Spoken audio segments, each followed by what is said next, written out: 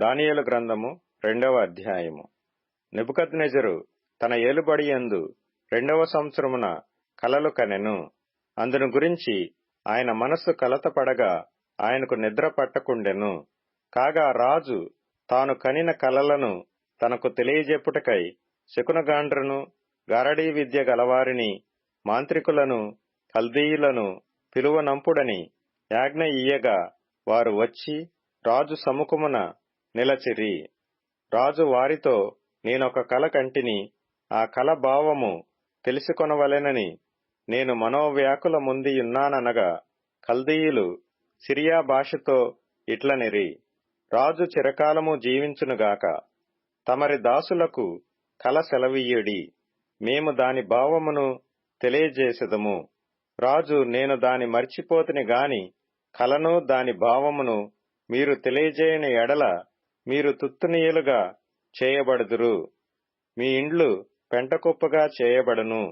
కలను దాని భావమును తెలియజేసిన ఎడల దానములను బహుమానములను మహాఘనతయు నా సముఖములో నొందుదురు గనుక కలను దాని భావమును తెలియజేయుడనగా, వారు, రాజు ఆ కలను తమరి దాసులమైన మాకు చెప్పిన ఎడల మేము దాని భావమును తెలియజేసెదమని మరలా ప్రత్యుత్తరమిచ్చిరి.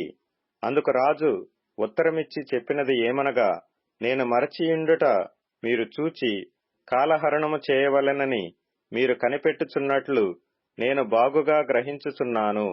కాలము ఉపాయముగా గడపవలెనని అబద్ధమును మోసపు మాటలను నా ఎదుట పలకనుద్దేశించియున్నారు.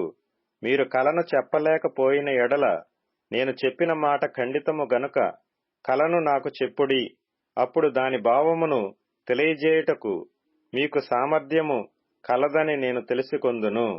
అందుకు కల్దీయులు ఈలాగు ప్రత్యుత్తరమిచ్చిరి, భూమి మీద ఏ మనుష్యుడును రాజు అడిగిన సంగతి చెప్పజాలడు.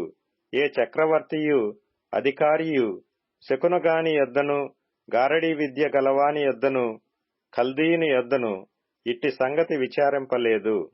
రాజు విచారించిన సంగతి బహు అసాధారణమైనది. దేవతలు కాక మరెవరునూ ఈ సంగతి తెలియజెప్పజాలరు. దేవతల నివాసములు శరీరుల మధ్య ఉండవు గదా. అందుకు రాజు కోపము తెచ్చుకొని అత్యాగ్రహము గలవాడై బబులోనులోని జ్ఞానులనందరినీ సంహరింపవలెనని యాజ్ఞ ఇచ్చెను. ఇట్టి శాసనము బయలుదేరుట వలన జ్ఞానులు చంపబడవలసియుండగా వారు దానియేలును అతని స్నేహితులను చంపజూచిరి.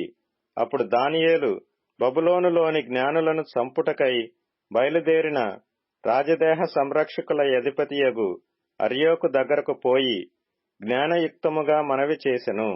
రాజు నొద్ద నుండి ఈ యాజ్ఞ ఇంత త్వరితముగా వచ్చుట ఏమని దానియేలు రాజు యొక్క అధిపతియైన అర్యోకు నడుగగా, అర్యోకు ఆ సంగతి దానియేలునకు తెలియజెప్పెను. అప్పుడు దానియేలు రాజసన్నిధికి పోయి స్వప్న భావమును తెలియజెప్పుటకై తనకు సమయము దయచేయమని రాజును బతిమాలెను. అప్పుడు దానియేలు తన ఇంటికి పోయి తన స్నేహితులైన హనన్యాకును, మిషాయేలునకును, అజర్యాకును సంగతి తెలియజేసి తానును తన స్నేహితులను బబులోనులో తక్కిన జ్ఞానులతో కూడా నశింపకుండునట్లు ఆ కల యొక్క మర్మ విషయములో పరలోకమందున్న దేవుని వలన కటాక్షము పొందు నిమిత్తమై ఆయనను వేడుకొనుడని వారిని హెచ్చరించెను. అంతట రాత్రియందు దర్శనము చేత ఆ మర్మము దానియేలునకు బయలుపరచబడెను గనుక దానియేలు పరలోకమందున్న దేవుని స్తుతించెను. ఎట్లనగా, దేవుడు జ్ఞాన బలములు కలవాడు, యుగములన్నిటను దేవుని నామము స్తుతి నొందునుగాక. ఆయన కాలములను సమయములను మార్చువాడై ఉండి రాజులను త్రోసివేయుచు నియమించుచు ఉన్నవాడును, వివేకులకు వివేకమును జ్ఞానులకు జ్ఞానమును అనుగ్రహించువాడునై ఉన్నాడు. ఆయన మరుగు మాటలను మర్మములను బయలుపరచును. అంధకారములోని సంగతులు ఆయనకు తెలియను. వెలుగు యొక్క నివాస స్థలము ఆయన యొద్దనున్నది. మా పితరుల దేవా, నీవు వివేకమును బలమును నాకనుగ్రహించియున్నావు. మేమడిగిన ఈ సంగతి ఇప్పుడు నాకు తెలియజేసియున్నావు గనుక నేను నిన్ను స్తుతించుచు గణపరచుచున్నాను. ఏలయనగా రాజు యొక్క సంగతి నీవే మాకు తెలియజేసితివని దానియేలు మరలా చెప్పెను. ఇట్లుండగా దానియేలు బబులోనులోని జ్ఞానులను నశింపజేయుటకు రాజు నియమించిన అర్యోకు నొద్దకు వెళ్లి, బబులోనులోని జ్ఞానులను నశింపజేయవద్దు, నన్ను రాజు సముఖమునకు తోడుకొని పొమ్ము, నేను ఆ కల భావమును రాజునకు తెలియజేసితినెను. కావున అర్యోకు రాజునకు భావము తెలియజెప్పగల ఒక మనుష్యుని చెరపట్టబడిన యూదులలో నేను కనుగొంటినని రాజు సముఖమున మనవి చేసి దానియేలును త్వరగా రాజు సన్నిధికి తోడుకొని పోయెను. రాజు, నేను చూచిన కలయు దాని భావమును తెలియజెప్పుట నీకు శక్యమా అని బెల్తెషాజరు అను దానియేలును అడుగగా, దానియేలు రాజు సముఖములో ఇలాగు ప్రత్యుత్తరమిచ్చెను. రాజడిగిన ఈ మర్మము జ్ఞానులైనను, గారడీ విద్య గలవారైనను, శకునగాండ్రైనను, జ్యోతిష్కులైనను తెలియజెప్పజాలరు. అయితే మర్మములను బయలుపరచగల దేవుడొకడు పరలోకమందున్నాడు. అంత్యదినములయందు కలుగబోవు దానిని ఆయన రాజగు నెబుకద్నెజరునకు తెలియజేసెను. తాము పడక మీద పరుండగా తమరి మనస్సులో కలిగిన స్వప్న దర్శనములు ఏవనగా, రాజా, ప్రస్తుత కాలము గడిచిన పిమ్మట ఏమి జరుగునో అనుకొని తాము పడక మీద పరుండి మనోచింత గలవారై ఉండగా మర్మములను బయలుపరచువాడు కలుగబోవు దానిని తమరికి తెలియజేసెను. ఇతర మనుషులందరికంటే నాకు విశేష జ్ఞానముండుట వలన ఈ మర్మము నాకు బయలుపరచబడలేదు. రాజునకు దాని భావమును తెలియజేయు నిమిత్తమును తమరి మనస్సు యొక్క ఆలోచనలు తాము తెలుసుకొని నిమిత్తమును అది బయలుపరచబడెను. రాజా, తాము చూచుచుండగా బ్రహ్మాండమగు ఒక ప్రతిమ కనబడెను గదా. ఈ గొప్ప ప్రతిమ మహాప్రకాశమును భయంకరమునైన రూపమును గలదై తమరి ఎదుట నిలిచెను. ఆ ప్రతిమ యొక్క శిరస్సు మేలిమి బంగారు మయమైనదియు, దాని రొమ్మును భుజములను వెండివియు, దాని ఉదరమును తొడలను ఇత్తడివియు, దాని మోకాళ్లు ఇనుపవియు, దాని పాదములలో ఒక భాగము ఇనుపదియు ఒక భాగము మట్టిదియు నై ఉండెను. మరియు చేతి సహాయము లేక తీయబడిన ఒక రాయి, ఇనుమును మట్టియు కలిసిన ఆ ప్రతిమ యొక్క పాదముల మీద పడి దాని పాదములను తుత్తునీయులుగా విరుకగొట్టినట్టు తమకు కనబడెను. అంతట ఇనుమును మట్టియు ఇత్తడియు వెండియు బంగారమును ఏకముగా దంచబడి కళ్ళములోని చెత్తవలే కాగా, వాటికి స్థలము ఎచ్చటను దొరకకుండా గాలి వాటిని కొట్టుకొని పోయెను.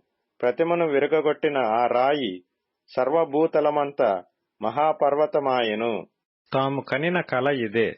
దాని భావము రాజు సముఖమున మేము తెలియచెప్పెదము. రాజా, పరలోకమందున్న దేవుడు రాజ్యమును అధికారమును బలమును ఘనతయు తమకు అనుగ్రహించియున్నాడు.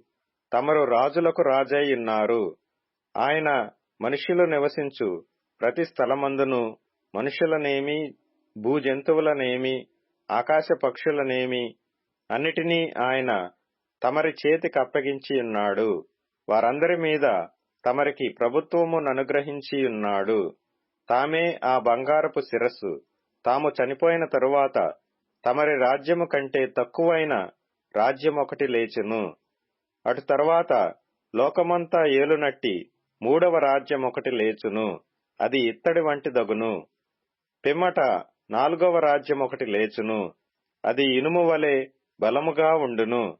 ఇనుము సమస్తమైన వాటిని దంచి విరగగొట్టునది గదా. ఇనుము పగలగొట్టునట్లు అది రాజ్యములన్నిటినీ పగులగొట్టి పొడి చేయును.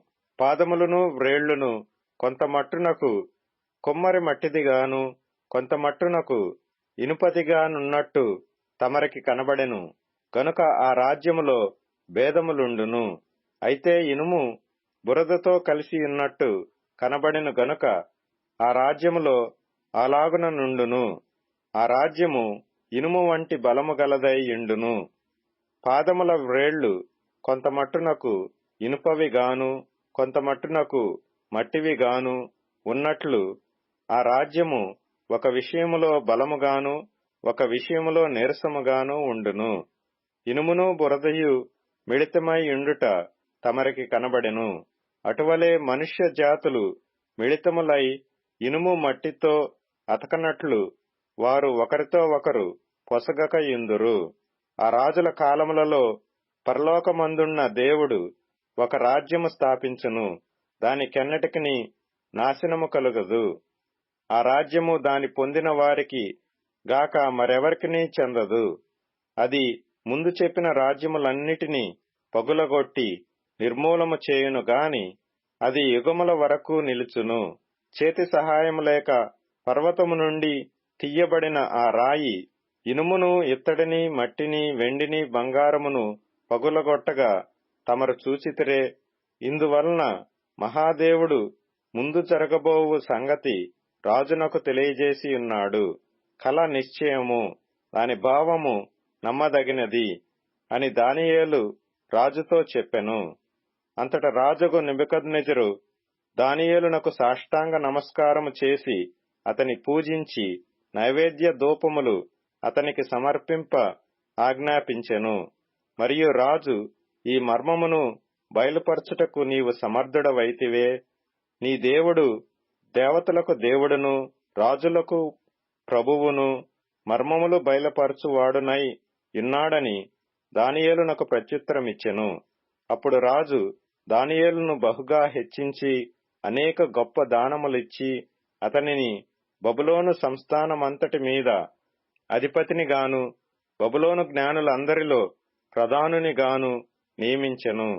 అంతట దానియేలు రాజునొద్ద మనవి చేసుకొనగా రాజు షద్రకు మేషాకు అబేద్నెగోయను వారిని బబులోను సంస్థానము మీద విచారణ కర్తలనుగా నియమించెను. అయితే దానియేలు రాజు సన్నిధిని ఉండెను.